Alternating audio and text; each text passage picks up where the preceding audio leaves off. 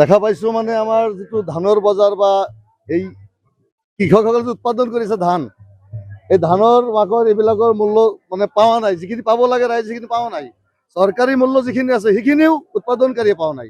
গতিকে উৎপাদনকাৰীয়ে যদি প্ৰয়োজনীয় মূল্য নাপায় কেনেকৈ উৎপাদন কৰিব? আৰু মই ইয়াৰ যোগেদি মই আহ্বান জনাম আমাৰ পীযুষ হাজৰিকা ডাঙৰীয়াক যে চৰকাৰী যি মূল্য আছে সেই মূল্য যাতে কমচে কম ৰাইজে পায়, নহ'লে এই ৰাইজ উৎপাদন কৰোঁতে কৰোঁতে শেষ হৈ যাব, লাষ্টত ভিখাৰী হৈ যাব, কাৰণ ইহঁতৰ কোনো ৰাস্তাই নাই। আপোনালোকে জানে সাৰৰ কিমান দাম বৃদ্ধি পাইছে, গতিকে উৎপাদন কৰোঁতে বহুত খৰচা হৈ যায়, লেবাৰ কামলা বহুত লাগে, সেই হিচাপে উৎপাদনো নহয়।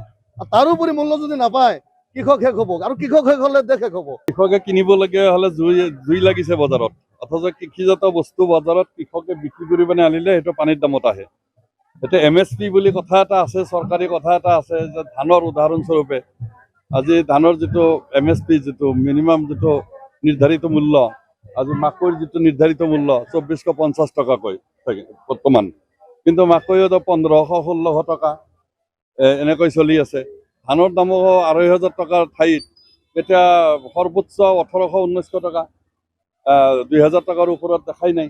গতিকে এই যে কৃষকৰ যিটো মাধমাৰ উৎপাদনৰ খৰচ অত্যন্ত বেছি হোৱাৰ বিপৰীতে এতিয়া মাৰ্কেটত যেতিয়া তেওঁলোকে মিনিমাম যিটো চৰকাৰে নিৰ্ধাৰণ কৰি দিয়া যদি সেই নিৰ্ধাৰিত মূল্যতকৈ যদি বহুত কম পাব লগা হয়, তেতিয়া কৃষকে আচলতে দেখা পোৱা যায় বহুত সময়ত আত্মহত্যাৰ পথ বাছি লয়, বা কৃষি কাৰ্য বহুত মাৰ্জিনেল কৃষকে আজি কৃষি কাম কৰিবলৈ এৰি দিছে।